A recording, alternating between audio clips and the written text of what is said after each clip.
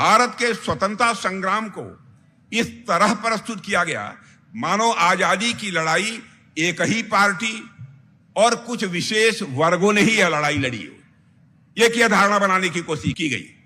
और इससे लोगों के मन में यह भ्रम पैदा हो गया कि स्वतंत्रता संग्राम का नेतृत्व कुछ गिने चुने लोगों ने किया है, कुछ गिने चुने परिवारों ने किया।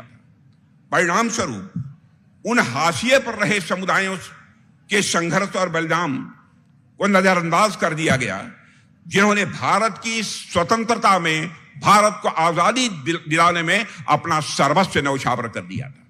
उनके योगदान को नकार दिया गया। पासी समाज जैसे समुदाय, पासी समाज जैसे समुदाय जिन्होंने अपने पराक्रम, अपने त्याग और संघर्ष से आजादी के आंदोलन को मजबूती दी थी।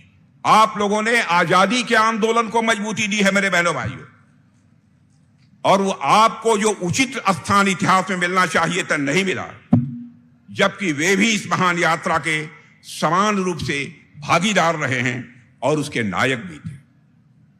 दलित और आदिवासी महिलाओं और पिछड़े समुदायों के असंख्य वीरों के इतिहास को पन्नों में जो उचित स्थान मिलना चाहिए था इतिहास के पन्नों में, वह उचित स्थान नहीं मिला है। इन नायकों को न सिर्फ मैं मानता हूं, इन नायकों को न सिर्फ केवल पढ़ाया जाना चाहिए था, बल्कि मैं कहना चाहता हूं कि ऐसे नायकों को तो पूजा जाना चाहिए था। लेकिन साथियों, वामपंथी इतिहासकारों ने अपनी सुविधा के अनुसार उन्होंने इतिहास लिखा। वामपंथी इतिहासकारों ने अपनी सुविधा से अपना इतिहास लिखा, जिसमें दलित और पिछड़े समाज के नेताओं की वीरता और बलिदान को उन्होंने जानबूझकर दरकिनार किया। पहले की सरकारों ने भी पासी समाज और दलित समाज के नायकों को जो उचित स्थान मिलना चाहिए वह नहीं मिला है। मैं योगी जी को धन्यवाद देना चाहता हूं। मैं उत्तर प्रदेश के यशस्वी मुख्यमंत्री योगी जी का अभिनंदन भी करना चाहूंगा और आपसे कहूंगा तालियां बजाकर कीजिए। जो काम उस समय वो लोग नहीं कर पाए, इस समय हमारे मुख्यमंत्री योगी आदित्यनाथ जी कर रहे हैं।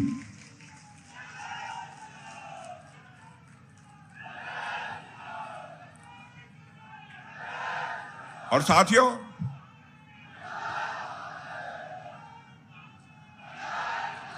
साथियों, यह अत्यंत दुख की बात है कि इतिहासकारों ने पासी साम्राज्य पर कोई किताबें नहीं लिखी। मैं दुख के साथ कहना चाहता हूं, इतिहासकारों ने पासी साम्राज्य पर कोई किताबें नहीं लिखी। विद्वानों ने कभी इस वीर समुदाय के इतिहास पर जो उनको रिसर्च करना चाहिए था, शोध करना चाहिए था, वह भी नहीं किया। और पहले की सरकारों ने कभी भी पासी साम्राज्य के बारे में जानकारी एकत्र करने की जो उन्हें कोशिश करनी चाहिए थी, कोई कोशिश तक नहीं की। लाइब्रेरियों में बहुत कम किताबें उपलब्ध हैं। आप चले जाइए पासी समाज का इतिहास पढ़ने के लिए लाइब्रेरी में, शायद कुछ गिनी चुनी किताबें मिल जाएं जिसमें पासी समाज का इतिहास हो, जिसमें पासी साम्राज्य का जिक्र तक हो। मैंने ऐसी पुस्तकों को देखा है जिसमें पासी साम्राज्य का जिक्र तक नहीं है। इतना बड़ा जुल्म एक समाज के ऊपर, इतना बड़ा अत्याचार। साथियों, पासी समाज से आने वाले राजाओं ने बहुत समय तक इस देश में शासन किया है। आपको भी जानकारी नहीं होगी, पासी समाज से आने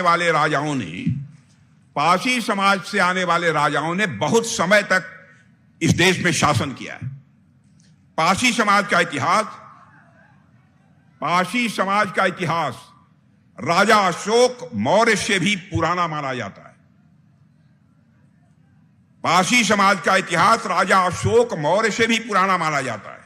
मैं आज पासी समाज और हम सभी के नायक महाराजा बिजली पासी जी का भी यहां पर स्मरण करना चाहता हूं। राजा पृथ्वीराज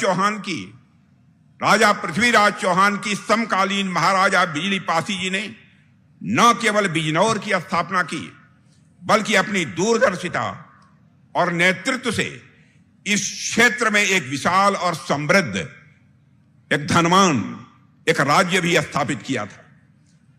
उनके शासन काल की जो समृद्धि रही है उसका अंदाज इस बात से लगाया जा सकता है कि उन्होंने 12 मजबूत किलों का निर्माण कराया था। 12 मजबूत किलों का निर्माण करवाया था।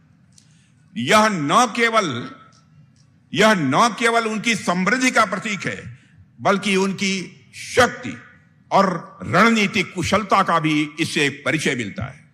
अवध का यह क्षेत्र आज भी सम्मान के साथ साथियों महाराजा बिजली पाशी को याद करता है।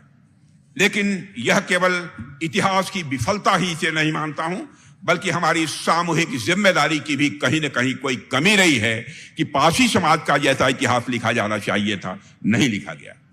हमने अपने पूज्य पुरुषों को भुला दिया, हमने उन वीरों और समुदायों को भुला दिया जिन्होंने बिना किसी चाहत के इस राष्ट्र की आजादी के लिए अपना सब कुछ न्यौछावर कर दिया था।